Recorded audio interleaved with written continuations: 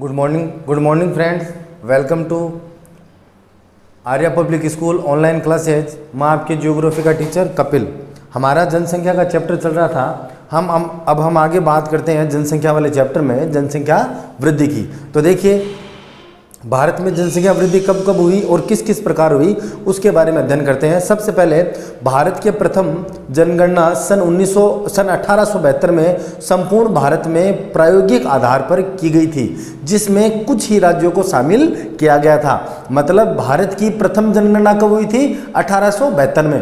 भारत की प्रथम जनगणना कब हुई थी? 1872 में। और 1872 में दोस्तों जो जनगणना हुई थी उसके अंदर कुछ ही राज्यों को इसमें शामिल किया गया था, मतलब पूरे भारत को इसमें शामिल नहीं किया गया था। आई बात समझ में? अगर एग्जाम में क्वेश्चन आता है, आपको पूछा जाता है कि भारत की प्रथम जनगणना कब हुई थी, तो आपका आंसर होगा 1872 में। कब हुई थी? 1872 में। आई बात समझ में? भारत के प्रथम जनगणना सन 1872 में संपूर्ण भारत में प्रायोगिक आधार पर, मतलब एक प्रयोग के आधार पर इसे किया गया था, जिसमें कुछ ही राज्यों को सम्मिलित किया गया था। भारत की विधिवत पूर्ण जनगणना 1881 के उपरांत शुरू हुई थी। ठीक है, भारत की विधिवत यानी कि एकदम अच्छे तरीके से भारत की जनगणना कब शुरू हुई थी? 1881 में शुरू हुई थी। इसके बाद प्रत्येक 10 वर्ष बाद लगातार भारत की जनगणना की जा रही है। मतलब 1881 से जो जनगणना भारत में शुरू हुई थी उसके बाद में प्रत्येक 10 वर्ष बाद में भारत में जनगणना का कार्य किया जाता है। मतलब 1881 के बाद में 1891, फिर 1891, फिर 2000, 1991, ठीक है, फिर 1921 में, 31 में, 51 में, ऐसे प्रत्येक 10 वर्ष बाद में जनगणना को शुरू किया गया था। और लास्ट आपको पता है हमारी जनगणना कब हुई? 2011 में। अब हमारी जनगणना कब होगी? 2021 में। ठीक है, पहले कब हुई थी? इससे पहले कब हुई थी? 2011 में। अब कब होने जा रही है? ये 2020 का साल चल रहा है और 2021 में हमारी जनगणना होगी। तो प्रत्येक 10 वर्ष बाद में हमारे देश में जनगणना का कार्य किया जाता है। ये कब से शुरू हुई थी 10 वर्ष जनगणना? 1881 में। आई बात समझ में? तो दोस्तों यहाँ पे 2 क्वेश्चन बनते हैं, वो क्वेश्चनों को ध्यान रखना, इनमें थोड़ा सा डिफरेंस है। अगर आपको पूछा जाए भारत की प्रथम जनगणना कब हुई थी, तो आपका आंसर होगा 1872 में। अगर आपको पूछा जाए भारत की प्रथम जनगणना 10 वर्ष के आधार पर कब शुरू की गई थी, तो 1881 में। आई बात समझ में? 10 वर्ष पश्चात प्रत्येक जनगणना कब से शुरू हुई थी? 1881 में। और पहली कब हुई थी? 1872 में। और पहली 10 वर्ष के आधार पर कब हुई थी? 1881 में। आई बात समझ में? तो इस पूरे पैराग्राफ में हमें 2 ही चीज़ें याद रखनी है। भारत की प्रथम जनगणना 1872 में और प्रत्येक 10 वर्ष बाद कब शुरू हुई थी? 1881 में। आइए आगे बात करते हैं। भारत में जनसंख्या वृद्धि के काल को 4 भागों में बांटकर देखा जा सकता है। भारत में जो जनगणना वृद्धि हुई है, जो हम प्रत्येक 10 वर्ष बाद में करते हैं, उसको हम 4 भागों में बांट करके देख सकते हैं। उसके 4 क्या हैं? आधार है। पहला, मंद वृद्धि काल। मंद वृद्धि काल का मतलब ये होता है दोस्तों कि धीमी वृद्धि से जनसंख्या में बढ़ोतरी होना, मतलब कम संख्या के अंदर बढ़ोतरी होना, मंद वृद्धि काल। मंद वृद्धि काल कब से कब तक का था? 1901 से 1921 तक। 1901 से लेकर के दोस्तों 1921 तक हमारी जनसंख्या बढ़ी थी, लेकिन उसके अंदर जो बढ़ने की जो दर है वो बेहद ही कम थी। आई बात समझ में? मंद वृद्धि काल था, मतलब वृद्धि थी लेकिन वो बहुत ही धीमी गति से वृद्धि थी। कब से कब तक की बात कर रहा है ये? 1901 से 1921 तक, है ना? तो हम भारत की जनसंख्या का जो वृद्धि काल है उसे कितने भागों में बांटते हैं? 4 भागों में। पहला कौन सा है? मंद वृद्धि काल, मतलब वृद्धि हुई थी लेकिन मंदी के साथ। इस अवधि में देश की जनसंख्या अति धीमी गति से बढ़ी थी। ठीक है, अति धीमी गति से बढ़ते हुए 23.84 करोड़ से 25.13 करोड़ भारत की जनसंख्या हो गई थी। मतलब पहले भारत की जनसंख्या कितनी थी? 23 करोड़, और उसके बाद कितनी होगी? 25 करोड़। तो मतलब आप देखते हो 23 और 25 करोड़, मात्र 2 करोड़ का फर्क आया है। मतलब जनसंख्या ज्यादा नहीं बढ़ी है। इसका कारण क्या है? भी जनसंख्या नहीं बढ़ी तो इसका कारण क्या है? इसका कारण है अकाल। एक तो अकाल की वजह से जो मनुष्य है, पशु है, उनकी मनुष्य, उनकी जनसंख्या में क्या हुआ? बढ़ोतरी नहीं हुआ। अकाल सबसे महत्वपूर्ण था। महामारी, अलग अलग प्रकार की महामारी हमारे देश में उत्पन्न हो गई थी। अन्न का अभाव, अकाल था तो लोगों के पास खाने पीने के लिए अन्न नहीं था। उच्च मृत्यु दर, उस समय मृत्यु दर थी वो उच्च थी, और उच्च मृत्यु दर होने का कारण क्या था? अनेक प्रकार की बीमारियों ने हमें घेर रखा था। दोस्तों, जिस प्रकार अभी कोरोना काल चल रहा है, उसी प्रकार 1920 के अंदर दुनिया में महामारी आई थी, उसका नाम था स्पेनिश फ्लू। आप अपनी फोटो आप अपनी स्क्रीन पे देख सकते हैं। 1920 में स्पेनिश फ्लू आया था। ये स्पेनिश फ्लू उतना ही खतरनाक था जितना कि ये हमारा कोरोना है, और कोरोना से भी ज्यादा खतरनाक था स्पेनिश फ्लू, ठीक है, क्योंकि कोरोना की तो दवाई बन रही है, हमें पता है कि इससे इसका बचाव क्या है। स्पेनिश फ्लू का तो कोई बचाव नहीं था, बहुत करोड़ों लोग स्पेनिश फ्लू के संपर्क में आए थे। तो 1901 से 1921 के अंदर जो जनसंख्या भारत की वो बहुत ही धीमी गति से बढ़ी थी। 23 करोड़ से बढ़कर के मात्र 25 करोड़ हुई थी। उसका कारण अकाल, फोटो में आप देख सकते हो, अकाल है ना, महामारियां, कोलेरा है ना, प्लेग, स्पेनिश फ्लू, और 1920 में आया था स्पेनिश फ्लू, ठीक है। तो महामारी, अन्न का अभाव, उच्च मृत्यु दर, लोग ज्यादा मर रहे थे, कारण था महामारी, ठीक है। इसके कारण हमारी जो जनसंख्या वृद्धि दर है वो लगभग नकारात्मक रूप में रही थी। दूसरा पॉइंट हमारे पास स्थिर वृद्धि का काल। स्थिर वृद्धि के काल का मतलब है कि जनसंख्या का स्थिर रूप से बढ़ना, मतलब अगर 1% की ग्रोथ हुई है तो 1% की ग्रोथ से हर साल जनसंख्या का बढ़ना, इसे हम क्या कहते हैं? स्थिर वृद्धि काल। स्थिर वृद्धि काल कब से कब तक का है? 1921 से लेकर के 1951 तक का है। 1921 से 1951 तक का। वर्ष 1921 को भारतीय जनसंख्या के विकास में महान विभाजक वर्ष कहा जाता है। क्या कहा जाता है दोस्तों? महान विभाजक वर्ष। महान विभाजक वर्ष का मतलब हुआ दोस्तों, इस समय हमारी जनसंख्या बढ़ने के बजाय हमारी जनसंख्या घटी थी।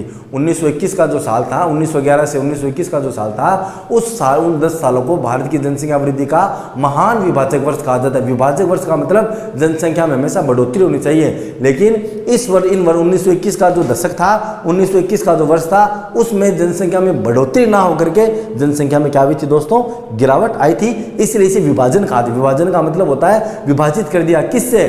कि प्रत्येक साल जनसंख्या बढ़ रही थी लेकिन इस साल जनसंख्या नहीं बढ़ी, तो ये क्या हो गया दोस्तों? विभाजित हो गया। तो देखिए, वर्ष 1921 को भारतीय जनसंख्या विकास में एक महान विभाजक वर्ष कहा जाता है। इसके बाद जनसंख्या में निरंतर वृद्धि देखी जाती है। 1921 के बाद में हमारी जनसंख्या लगातार क्रमबद्ध तरीके से बढ़ती रही, ठीक है। 1921 से 1951 में जनसंख्या 1.45% की दर से बढ़कर 25.13 करोड़ से 36.31 करोड़ हो गई। तो मतलब स्थिर वृद्धि का काल था। इस काल में जनसंख्या में जो वृद्धि दर है वो 1.45% रही थी। आई बात समझ में? तो 25 करोड़ से बढ़कर के कितनी होगी? 36 करोड़। 3 दशकों में ही केवल 11 करोड़ की वृद्धि हमारी जनसंख्या में हम देख सकते हैं। तो 3 दशक में यानी 30 सालों में हमारी जनसंख्या में कितना बढ़ गए? 11 करोड़ लोग बढ़ गए, ठीक है। तो और बढ़े किस दर से बढ़े? 1.45% की दर से बढ़े, ठीक है। तो स्थिर वृद्धि थी 1.45 इस प्रकार हमारी जनसंख्या लगभग बढ़ रही थी। तो 3 दशकों में केवल 11 करोड़ की वृद्धि हुई, जिसका प्रमुख कारण अकाल व महामारियों पर नियंत्रण था, ठीक है। तो ये जनसंख्या दर बढ़ी क्यों? क्योंकि हमारे देश ने अकाल पर नियंत्रित कर लिया था। नहरों का निर्माण देश में शुरू हो गया था, ठीक है। कीटनाशक दवाइयों का इस्तेमाल शुरू हो गया था, और कृषि की धीरे धीरे नई टेक्निक हमने शुरू कर दी थी, जिससे क्या हुआ? हमने अकाल को नियंत्रित कर लिया था, महामारियों को नियंत्रित कर लिया था। महामारियों का मतलब जैसे प्लेग था, हैजा था, है ना, स्पेनिश फ्लू था, ये सब बीमारियां खत्म हो गई थी। हमने इनका इलाज खोज लिया था। तो इलाज खोज लिया था तो लोग कम मरते थे, और लोग कम मरते थे तो हमारी जनसंख्या वृद्धि दर बढ़ी इन सालों में, जिसका प्रमुख कारण अकाल व महामारियों पर नियंत्रण और जनसंख्या पूर्व की भांति बढ़ती रही, जिसके कारण जनसंख्या में वृद्धि होती रही। तो हम भारत की जनसंख्या वृद्धि को 4 भागों में बांटते हैं। पहला मंद वृद्धि काल हम पढ़ के आए हैं, दूसरा स्थिर वृद्धि काल पढ़ रहे हैं, जिसमें जनसंख्या सतत रूप से बढ़ी। क्यों बढ़ी? क्योंकि हमने अकाल और महामारियों पर नियंत्रण कर लिया था। और वहां पे घटी क्यों? क्योंकि अकाल और महामारियों का हमारे देश में प्रकोप था। आइए तीसरा पॉइंट पढ़ते हैं, तीव्र वृद्धि का काल। तीव्र वृद्धि का काल का मतलब है जिसमें जनसंख्या विस्फोटक रूप में बढ़ी थी। विस्फोटक का मतलब है कि मतलब मल्टीपल होकर के जनसंख्या का बढ़ना, तीव्र गति से जनसंख्या विस्फोट होना, तीव्र गति से जनसंख्या क्या होना? विस्फोट होना। ये तीसरा काल है तीव्र वृद्धि काल, 1951 से 1981 के बीच में। वर्ष 1951 को द्वितीय जननांकीय के विभाजक वर्ष के रूप में जाना जाता है। मतलब एक तो हमने विभाजक वर्ष पढ़ा है 1921 को, दूसरा हमने विभाजन वर्ष पढ़ा है भारतीय जनसंख्या में 1951 को। तो हमारी जनसंख्या में हमें ये बात और याद रखनी है कि 2 वर्ष ऐसे हुए हैं जिनमें जनसंख्या में वृद्धि न होकर के हमारी जनसंख्या घटी थी। कब कब? 1921 में और 1951 में। दोस्तों 1951 में जो हमारी जनसंख्या घटी थी उसका कारण था भारत देश का आज़ाद होना, और 1947 में जो हमें आज़ादी मिली थी तो भारत के दो टुकड़े हो गए थे, पाकिस्तान और भारत। तो भारत की कुछ लोग पाकिस्तान जाकर के बस गए थे, जिससे हमारी जनसंख्या में क्या आ गई थी, गिरावट आ गई थी। तो जनसंख्या तो भारत की काउंट होनी थी, तो लोग कहाँ पे चले गए थे, पाकिस्तान चले गए थे, इसलिए हमारी जनसंख्या में गिरावट आ गई थी। और इस समय भी अकाल का हमारे देश में प्रकोप रहा था। तो अकाल, महामारियां और भारत का विभाजन, ये 1951 में हमारी जनसंख्या के गिरावट का महत्वपूर्ण कारण था। आई बात समझ में? तो वर्ष 1951 को द्वितीय जननांकीय के विभाजक के रूप में जाना जाता है। इसके बाद देश की जनसंख्या में तीव्र वृद्धि प्रारंभ हुई थी। 1951 के बाद हमारे देश में जनसंख्या में तीव्र गति से हमारी जनसंख्या बढ़ी थी और देश की जनसंख्या 32 करोड़ से अधिक हो गई थी। यह वृद्धि स्वास्थ्य सुविधाओं में सुधार के कारण, और जो ये हमारी जो विस्फोटक वृद्धि हुई थी, जो मैं आपको बता रहा हूँ तीव्र वृद्धि काल, इसका कारण ये है कि हमारी स्वास्थ्य जो सुविधाएं थी वो बढ़ गई थी। जैसे पुराने टाइम में टीबी को बहुत बड़ी बीमारी माना जाता था, जिसकी टीबी होगी वो मतलब उसका ऐसा था कि वो मरेगा ही। लेकिन हमने जैसे जैसे विज्ञान ने प्रगति की, हमने स्वास्थ्य सुविधाएं बढ़ा ली, है ना। टीटी की टिटनेस के इंजेक्शन निकालिए, रेबीज के टीके निकाल लिए, है ना। अनेक प्रकार की स्वास्थ्य सुविधाओं का विस्तार हमारे देश में हुआ है। हमने पोलियो की दवाइयाँ निकाल ली, हमारे विज्ञान ने प्रगति की, जिससे क्या हुआ, लोगों की मृत्यु दर कम हुई। और लोगों की जब मृत्यु दर कम हुई तो मृत्यु दर कम होने की वजह से हमारी जनसंख्या में क्या हुई दोस्तों, बढ़ोतरी हुई। तो जनसंख्या 32 करोड़ से अधिक होगी और यह वृद्धि स्वास्थ्य सुविधाओं में सुधार के कारण मृत्यु दर 27 प्रति हजार से घटकर 15 प्रति हजार आ गई। तो पहले 1000 लोगों पर 27 लोग मरते थे, अब 1000 लोगों पर मात्र 15 लोगों की मृत्यु होती है। आई बात समझ में? पहले 1000 लोगों पर कितने मरते थे, 27, लेकिन हमने जब स्वास्थ्य सुविधाओं का विस्तार किया तब कितने लोगों की मृत्यु हो रही है, 15 लोगों की मृत्यु हो रही है, जिसके कारण हमारी जनसंख्या में क्या हुई है दोस्तों, वृद्धि हुई है। तो ये तीसरा पॉइंट था वृद्धि काल में, तीव्र वृद्धि काल। आइए चौथे पॉइंट की बात करते हैं हम, घटती वृद्धि काल का। घटती वृद्धि काल का मतलब है कि वृद्धि तो हो रही थी लेकिन वो वृद्धि घटती दर से हो रही थी। अब इस पॉइंट को थोड़ा सा मैं आपको समझाता हूँ। देखिए जैसे ऐसा है कि मान लो 1981 के बाद में, 1981 से पहले ऐसे मान लीजिए आप 1951 के बाद में हमारी जनसंख्या में जो वृद्धि हो रही थी वो 4%, 5%, 6%, 7%, मतलब वृद्धि हो रही है 4, 5, 6, 7, ठीक है। 1981 बाद में वृद्धि तो हो रही थी लेकिन वो घटती दर से कितनी हो रही थी वृद्धि, जैसे मान लिया 5, 4.5, 4, 3.5, 4.5, मतलब बढ़ तो रही है लेकिन वो घटती दर से बढ़ रही है, ठीक है, उतनी नहीं है पहले जितनी। तो घटती वृद्धि काल 1981 से 2011। सन 1981 के उच्च वृद्धि काल की प्रवृत्ति जारी रहने के दौरान लगातार कमी दृष्टिगोचर होती रही। 1981 से 1991 में जन्म दर में कमी आई, मतलब बच्चों की जो जन्म दर है उसके अंदर क्या आई, 1981 1991 में कमी आई और यह लगातार कम होती रही। और जन्म दर जो भारत में बच्चों के जन्म लेने का जो प्रवृत्ति है वो क्या है, भारत में लगातार कम होती रही। 1981 में 38 शिशु प्रति हजार, मतलब 1981 में कितने बच्चे जन्मते थे, 38 शिशु जन्मते थे प्रति हजार। 2011 में ये 8 प्रति हजार तक आकर रह गई, मतलब अब भारत में 8 बच्चे पैदा होते हैं 1000 पे, तो 8 प्रति हजार तक आकर रहेगी। इसका कारण परिवार नियोजन कार्यक्रम था। इसका कारण क्या था, परिवार नियोजन कार्यक्रम। परिवार नियोजन कार्यक्रम मतलब सरकार लोगों में जागरूकता लाई। अगर आपका परिवार छोटा होगा तो वो खुशी से रह सकेगा और उसको 2 बच्चे होंगे तो उसके ऊपर मतलब आप अच्छे से उसकी शिक्षा, उसके स्वास्थ्य, उसके भविष्य को अच्छे से आप पूरा करोगे।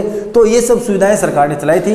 तो परिवार नियोजन कार्यक्रम की हमारे देश में उस समय शुरुआत हो चुकी थी और छोटे परिवार को अपनाना इसका मुख्य कारण था। और लोगों में ये वृद्धि, लोगों में ये समझ बढ़ी कि हमारा परिवार अगर छोटा होगा तो हमारा परिवार सुखी होगा।